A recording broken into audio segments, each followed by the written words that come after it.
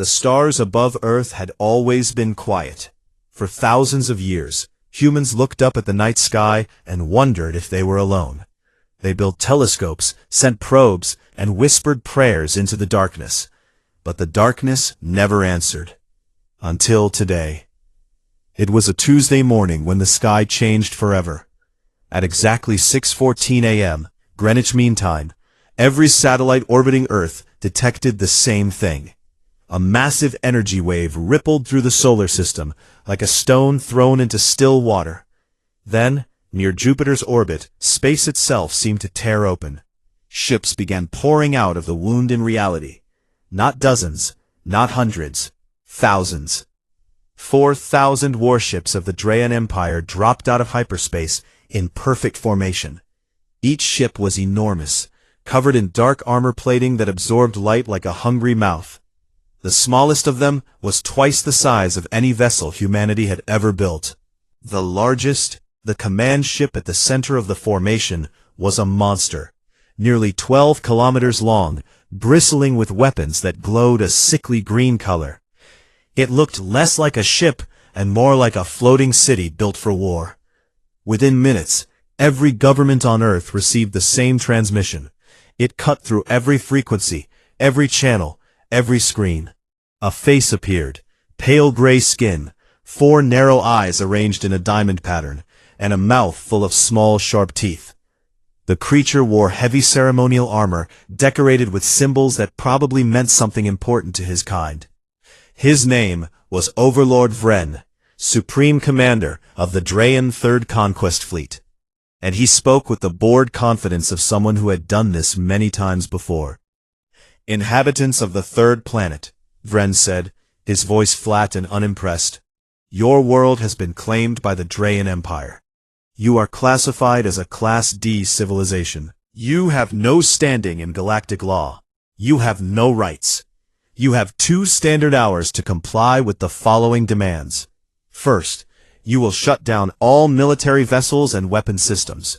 Second, your planetary leaders will present themselves for judgment and processing. Third, your entire species will submit to labor classification. Those who are useful will serve. Those who are not will be relocated. Failure to comply will result in the complete and total destruction of your species. This is not a negotiation. This is a notification. Your 2 hours begin now." The transmission ended. For approximately 4 seconds, the entire planet was silent. Then, the panic began. Emergency meetings erupted in every capital city. The United Nations Emergency Security Council assembled faster than it ever had in its history. Presidents, prime ministers, and generals crowded into conference rooms, their faces white with fear. Some argued for immediate surrender. Others wanted to fight, but knew, looking at the numbers, that it seemed impossible. 4,000 alien warships against Earth's defense fleet of 300 vessels. The math was simple and cruel. In the middle of all this chaos, one man sat quietly on the bridge of the UDF flagship Baco, orbiting Earth at a steady altitude.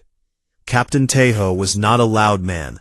He was not the type to pound tables or give roaring speeches. He was 46 years old, with a lean face, sharp eyes, and a habit of folding his hands behind his back when he was thinking. He was thinking now.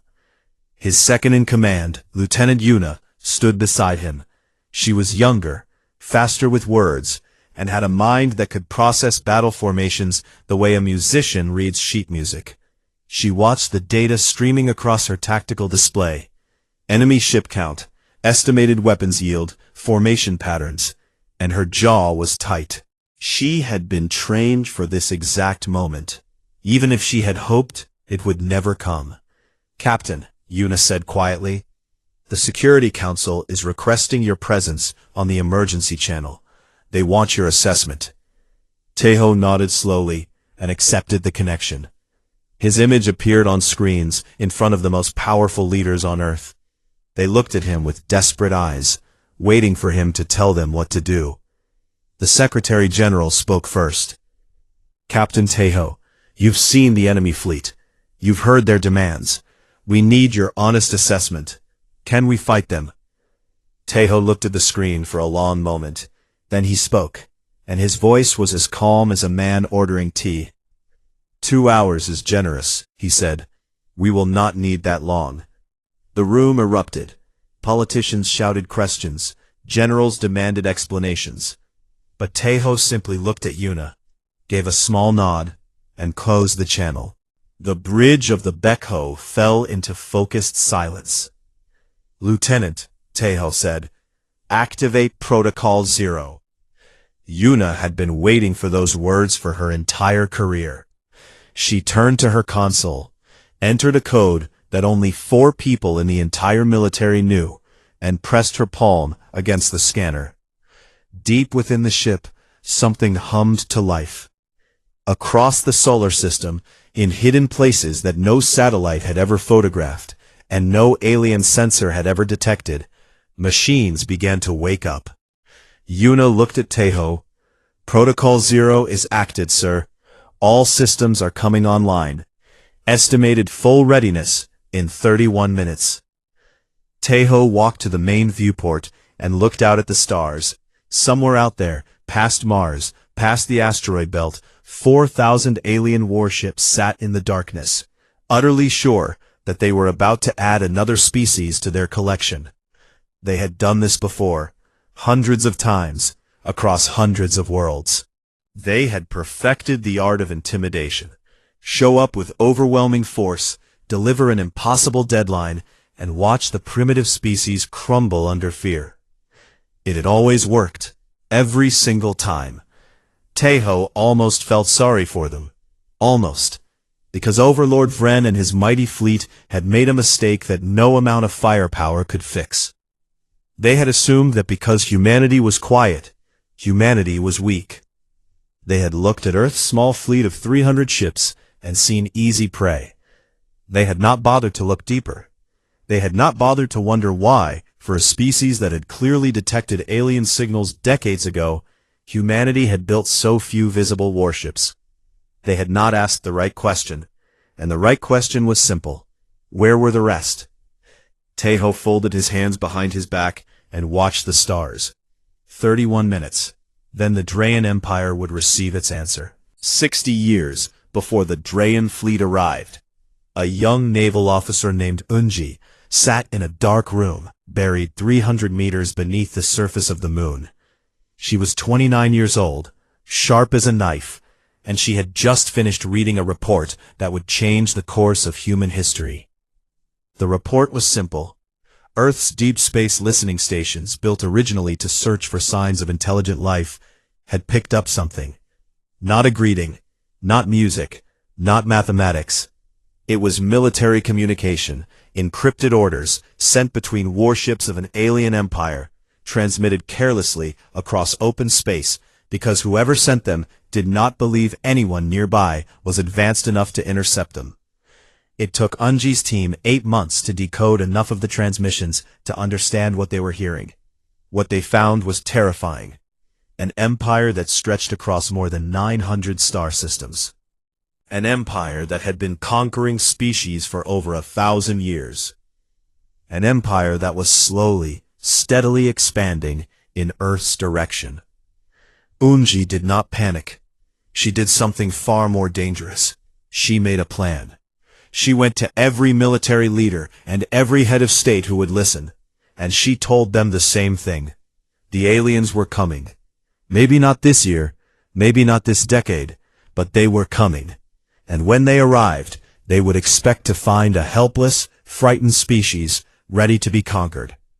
Unji's plan was to make sure that was exactly what they saw on the surface, and to hide the real weapons underneath. It was called Protocol 0, and it became the most classified project in human history.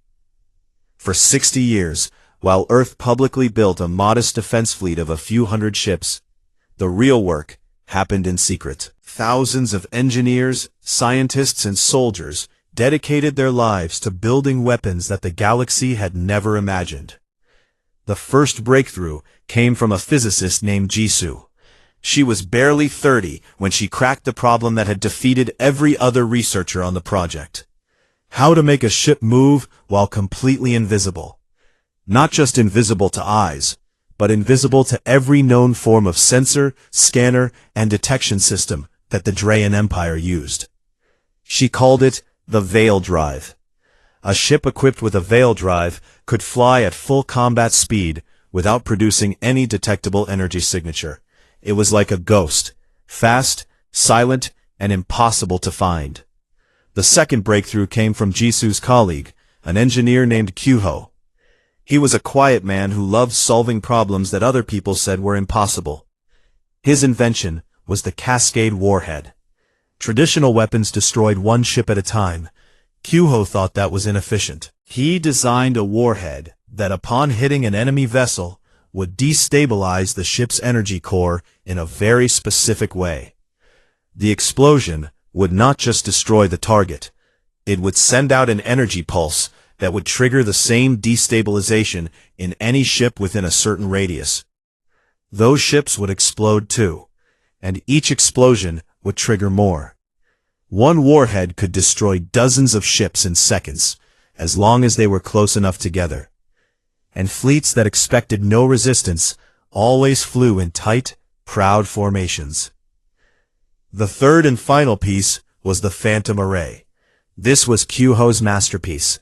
Over the course of 40 years, humanity secretly built and deployed over 6,000 unmanned weapons platforms throughout the solar system.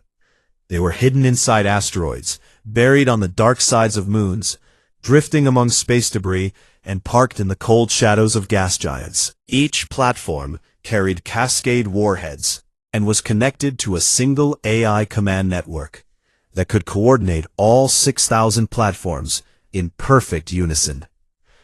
To anyone scanning the solar system, these platforms did not exist. They were invisible, silent, and patient. They had been waiting for decades. Now, as Captain Teiho gave the order to activate Protocol Zero, all of that waiting came to an end. Deep beneath the lunar surface, in the same facility where a young Unji had first read that intercepted transmission 60 years ago, the now elderly Admiral Unji sat in her command chair. Her hair was white, her hands were thin, and she needed a cane to walk. But her mind was still a blade.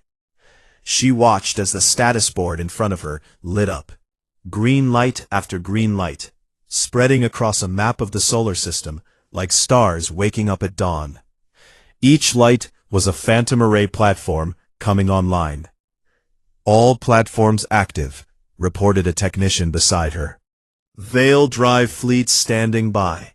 Cascade warheads armed. Yunji nodded. She opened a private channel to the Baiko. Captain Teiho's face appeared on her screen. He looked calm. She had chosen him for this role precisely because of that calm. Teiho, she said, everything I built, everything we all built, it is in your hands now. I know, Admiral, he replied. I will not waste it. On the bridge of the Baiko, Lieutenant Yuna finished her final calculations and turned to face Teiho. She brought up a holographic display of the Drayan fleet, 4,000 ships sitting in a lazy, arrogant formation near Jupiter. They had not moved. They had not raised shields. They had not even launched scout ships. Why would they? They had done this hundreds of times. No Class D civilization had ever fought back. Yuna pointed to the display. Their formation is perfect for cascade effect. They are packed tightly, sir. If we hit the outer ring first, the chain reaction will move inward. Simultaneously, the Veil fleet can jump into the center of their formation and take out their command ships and hyperspace anchors before they can react. Teiho studied the display. How long? Yuna paused. She had run the simulation 40 times. The answer was always the same, and it still surprised her. If everything works as designed, 13 minutes, sir, maybe less. Teiho was quiet for a moment. Then he looked at his bridge crew. These were men and women who had trained their entire lives for a battle they hoped would never happen. Now it was here. and they were ready. "Begin," Tejo said. The clock on the Beykoz Bridge read 38 minutes since the Drayan ultimatum. 1 hour and 22 minutes still remained on the deadline. They would not need them. Across the solar system, 6,000 platforms opened their eyes, and humanity's hidden fleet slipped silently out of the shadows. The greatest military force the galaxy had never seen moved toward its target, and the Drayan Empire had no idea what was coming. Overlord Vren was bored.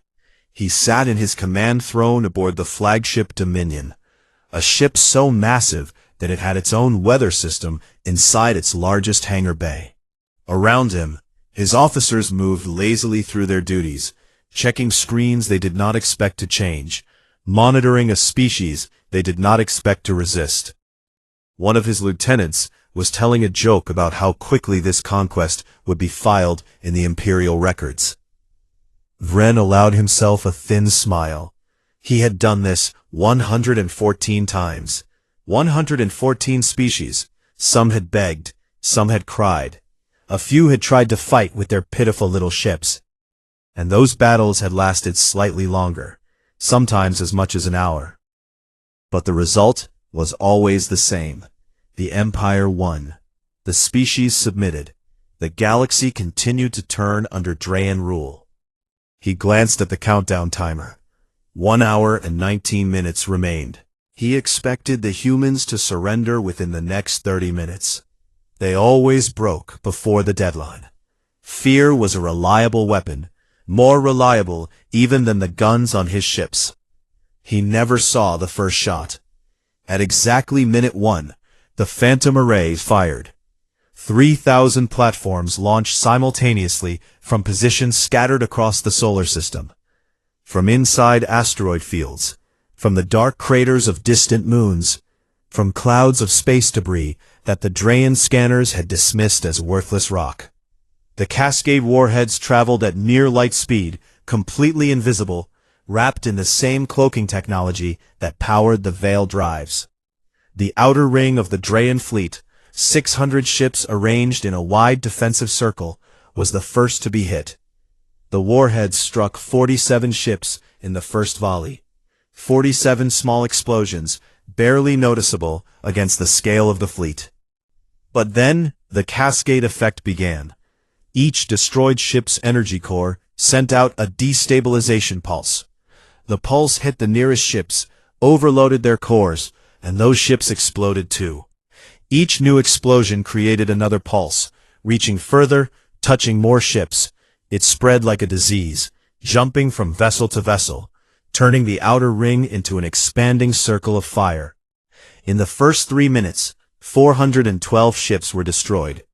The Drayan officers on the surviving ships stared at their screens in confusion. Nothing in their training had prepared them for this. Nothing in their entire history had prepared them for this. On the bridge of the Dominion, Vren shot to his feet. Alarms were screaming. His tactical display, which moments ago had shown a calm and orderly fleet, was now filled with red.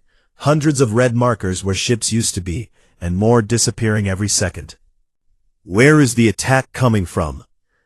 His sensor officer's hands were shaking. Sir, I cannot find the source. There is no enemy fleet on any scanner. The weapons appear to be coming from everywhere and nowhere. I have no targeting solution. Vren opened his mouth to give an order, but before he could speak, the second phase began. At minute 4, the Veil fleet arrived. 48 human warships, each one equipped with a Veil drive, materialized inside the Drayan formation. Not outside, where a defending fleet could form a wall against them. Inside. They appeared in the gaps between the Drayan capital ships, like wolves stepping out of shadows into the middle of a flock of sheep.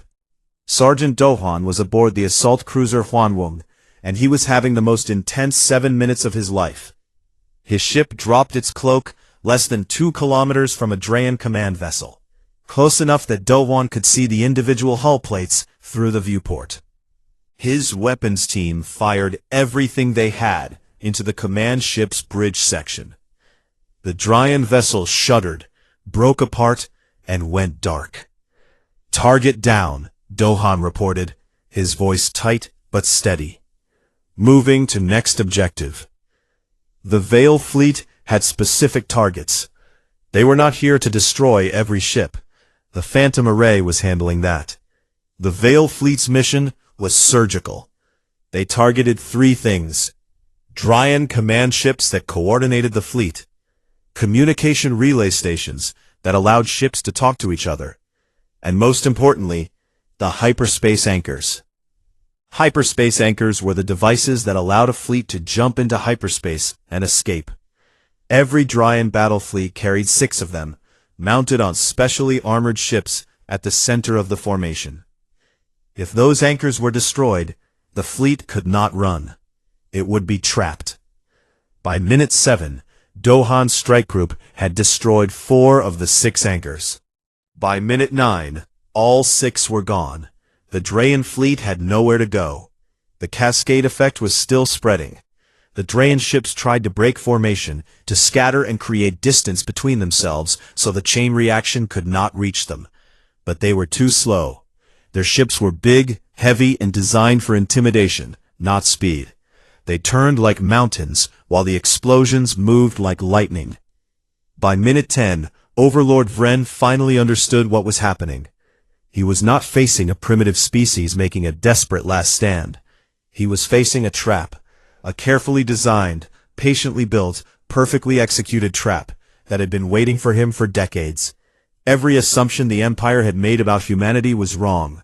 The small fleet of 300 visible ships was a lie. The quiet planet with its simple technology was a lie. All of it was bait, and he had walked his entire fleet into the jaw of the trap.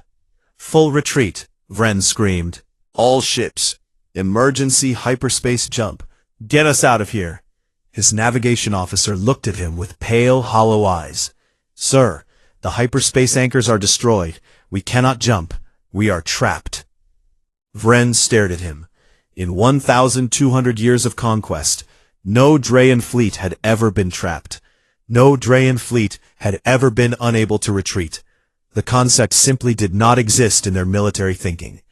At minute 12, a communication signal cut through the chaos on the Dominion's bridge. A human face appeared on Vren's screen, calm, composed, with hands folded behind his back. Captain Tejo looked at the Overlord the way a teacher looks at a student who has made a very serious mistake. "Overlord Vren," Tejo said, "you gave us 2 hours. We needed 13 minutes. Your hyperspace anchors are destroyed. Your fleet is surrounded. Over 3,000 of your ships are gone. You have no path of retreat and no hope of reinforcement. Your weapons cannot hit what they cannot see, and you cannot see anything we do not wish you to see." Tejo paused and let the words settle. "Now, you will listen to us." The channel remained open. Vren stood in the middle of his ruined bridge, surrounded by the sounds of alarms and the distant rumble of his dying fleet. And for the first time in his long and violent career, he had absolutely nothing to say.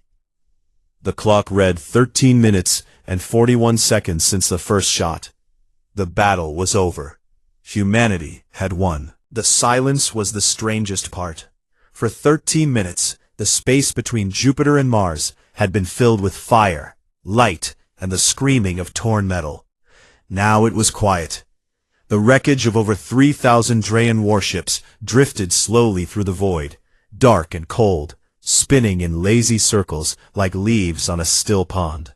Here and there, a damaged reactor would flare and die, sending a brief orange glow into the blackness before fading forever. On the bridge of the Bekho, the crews stood at their stations and stared at the tactical display.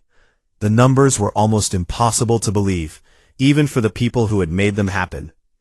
Of the 4,000 Dryan warships that had arrived with such confidence, only 783 remained.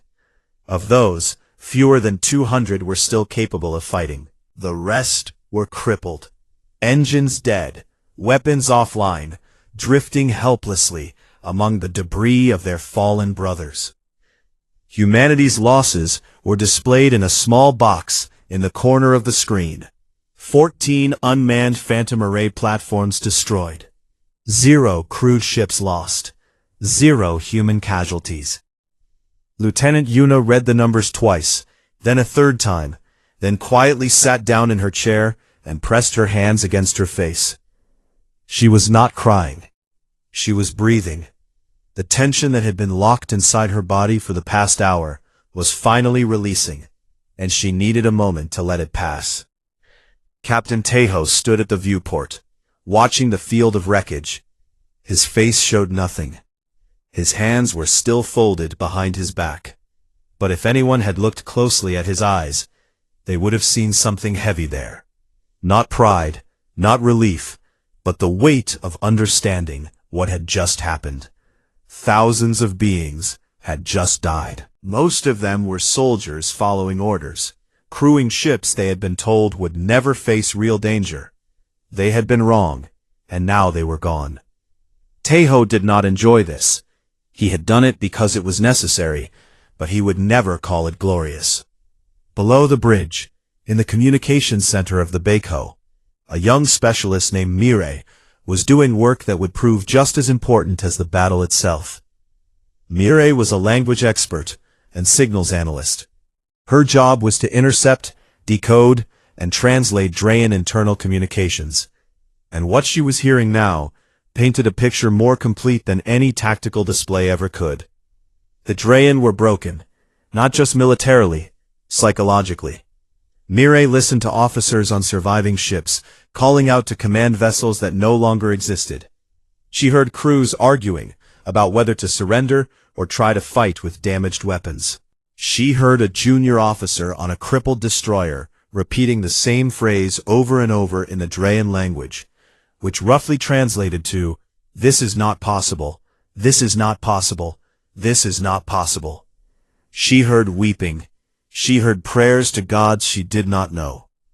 But the transmission that struck her the most came from the Dominion itself. It was an internal channel between Overlord Vren and his remaining senior officers. The recording was short. "What do we do, Overlord?" one officer asked, his voice cracking. There was a long pause. When Vren spoke, his voice was empty.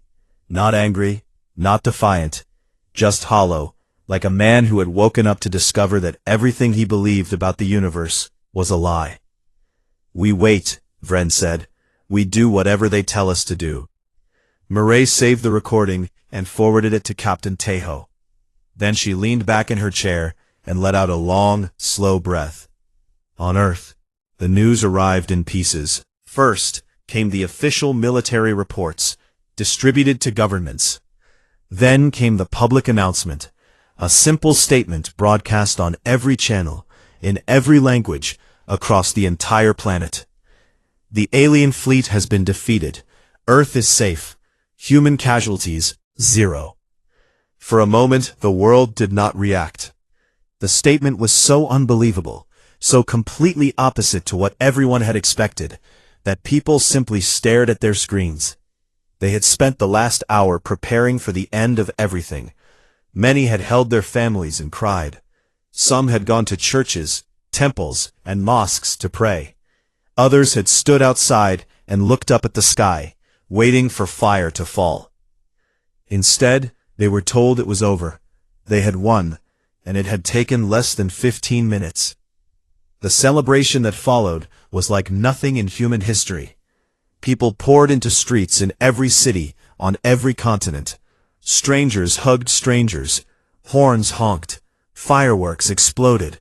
In Seoul, a crowd of thousands gathered in Gwanghwamun Plaza and began singing together. A song that had no words, just voices rising into the night.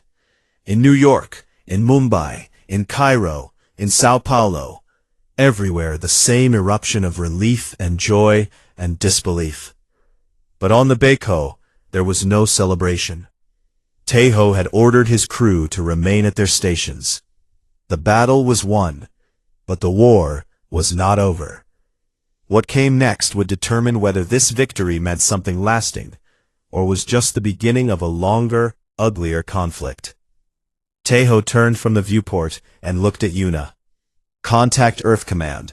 Tell them to send Counselor Sunwoo. It is time. Yuna nodded. She understood. The weapons had done their job. Now it was time for words. Counselor Sunwoo was a diplomat, not a soldier. He was 53 years old, slim and soft-spoken, with a face that seemed designed for patience. He had spent his career negotiating trade deals, border disputes, and resource agreements, the quiet, invisible work that kept civilization running. He had never expected to negotiate with an alien empire.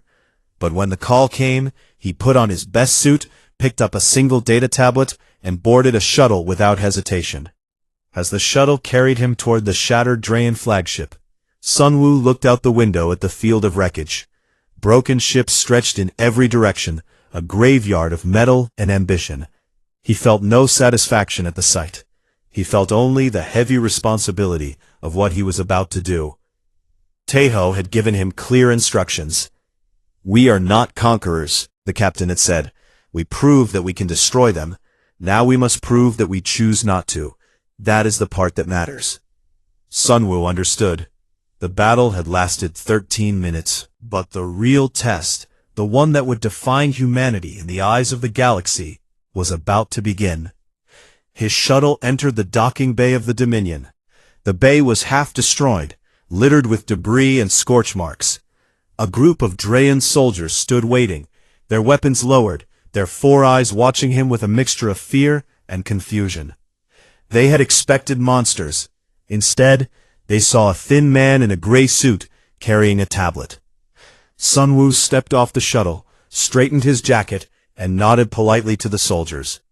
"Take me to your overlord," he said. "I have something important to discuss with him." The command chamber of the Dominion was a ruin. Half the ceiling had collapsed during the battle, and emergency lighting cast everything in a dull red glow. Sparks dripped from broken cables like electric rain. The massive throne where Overlord Vren had once sat with such pride was cracked down the middle, and the tactical displays that had shown his mighty fleet were dark and dead.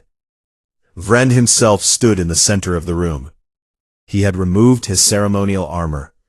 Underneath, he looked smaller than Sunwoo had expected.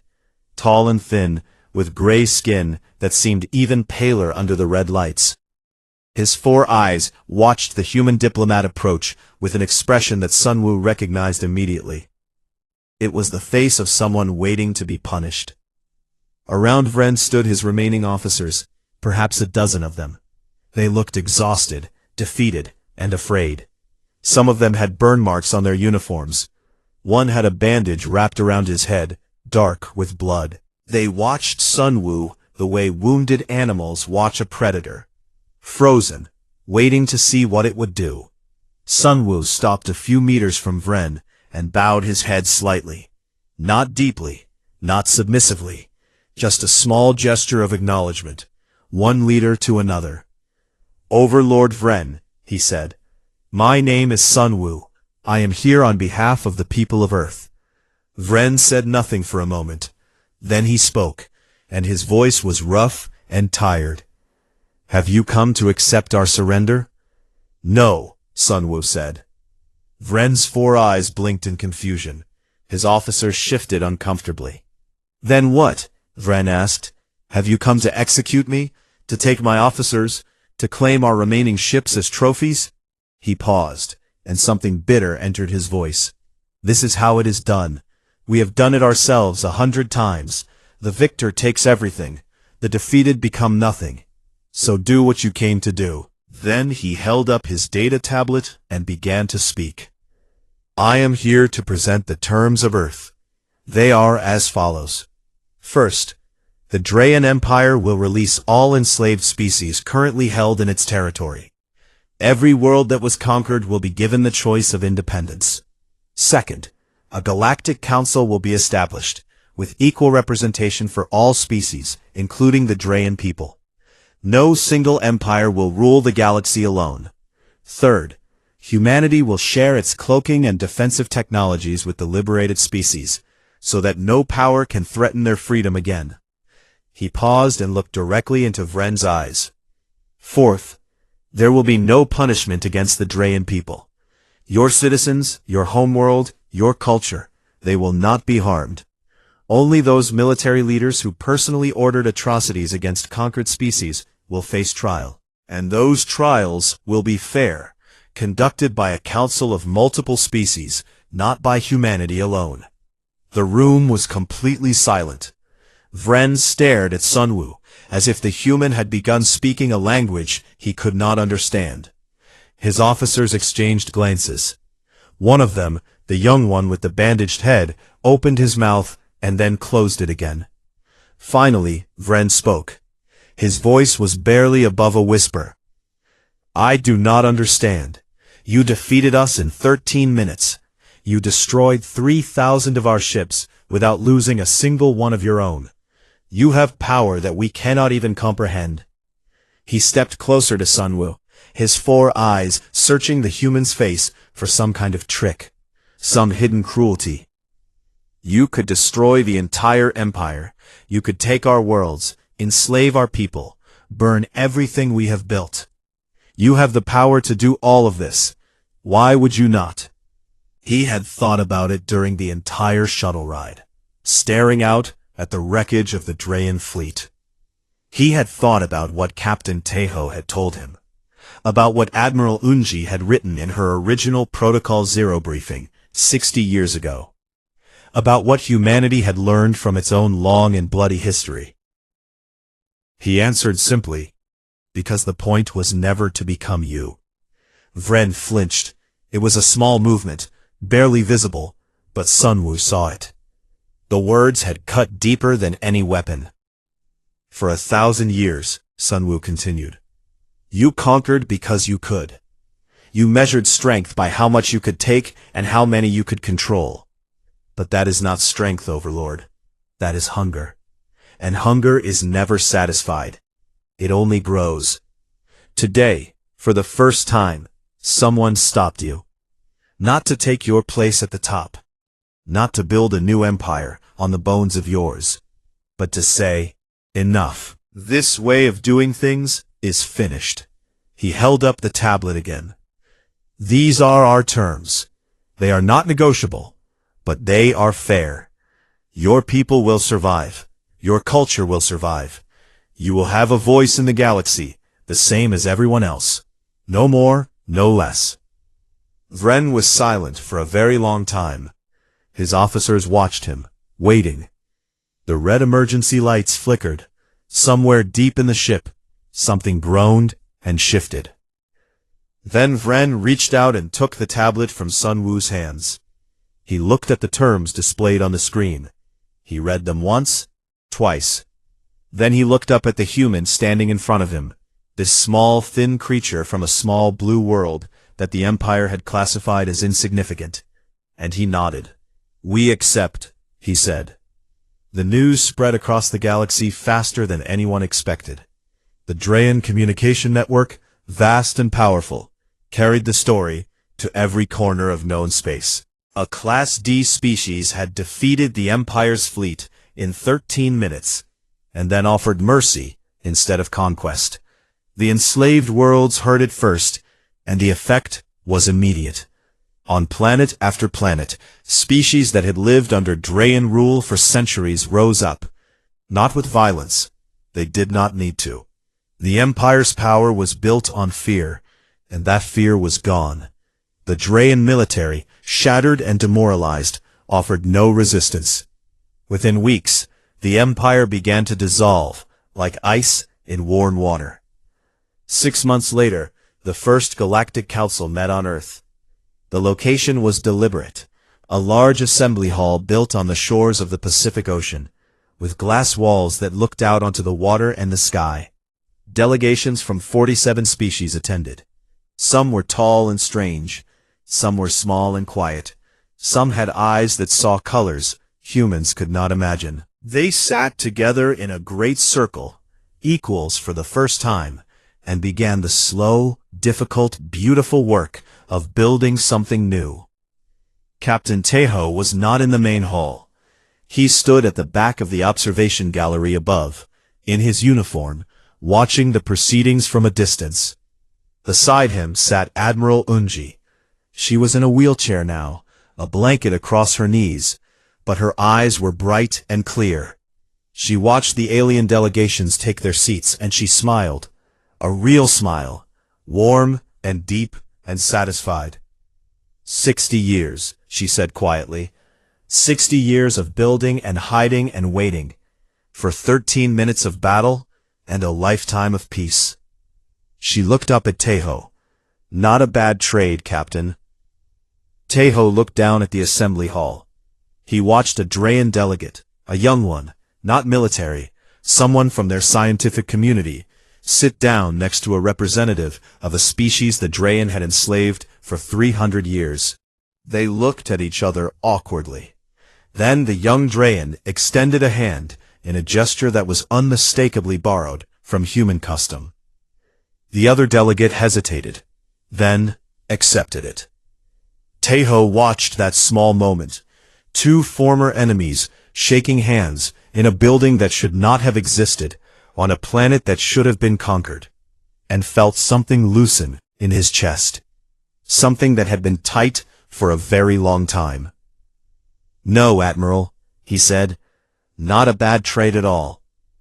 Outside, the sun was setting over the Pacific Ocean, painting the sky in shades of gold and orange and deep purple. The galaxy was still vast and dark, and full of unknowns. There would be challenges ahead, disagreements, old wounds that would take generations to heal. Nothing about the future would be easy. But for the first time in 1,000 years, the galaxy was free. And it was a small, blue, stubborn planet that had set it free. Not with cruelty, not with empire, but with 13 minutes of thunder and an open hand. The old order was finished. Something new had begun.